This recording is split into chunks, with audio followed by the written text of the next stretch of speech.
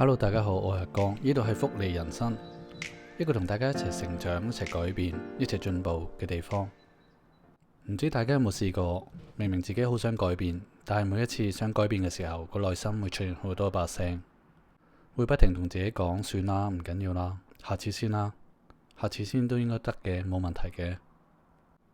其實我今日想講嘅係改變自己，因為我發現真正難嘅其實唔係改變，而係我哋唔相信自己可以改變到。我記得大概喺幾年前，我自己成日都話要改變，要早起身，要學一個新嘅語言，要去做 gym 健身，要注意飲食。但係每次堅持，我諗都係唔到一個禮拜到我就放棄，最長都係得5日到啦。由嗰時開始，我成日問自己：點解我冇自律？點解我做唔到自律？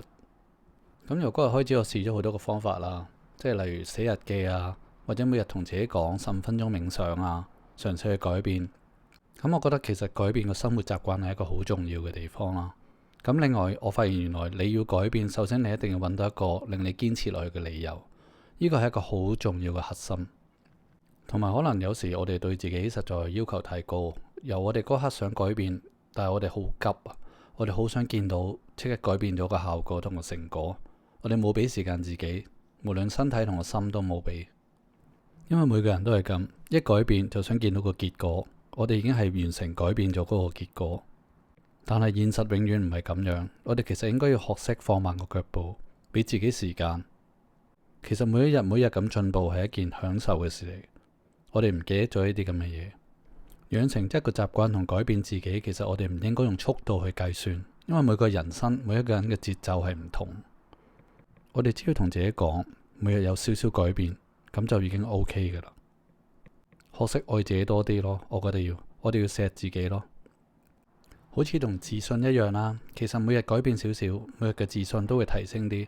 有自信就慢慢會做到。我哋唔係需要等到有自信先做，自信就要喺我哋呢個過程裏邊一度學，點點滴滴咁累積翻嚟，慢慢培養咗有自信，然後先真正咁做到。個次序應該係咁樣。大家記住，持續行動係會比完美更加重要，所以唔使急，慢慢行。我會同大家一齊行落去，一齊進步。呢度係福利人生，我係阿江。改變唔係一日嘅事，但係每日都有新嘅開始。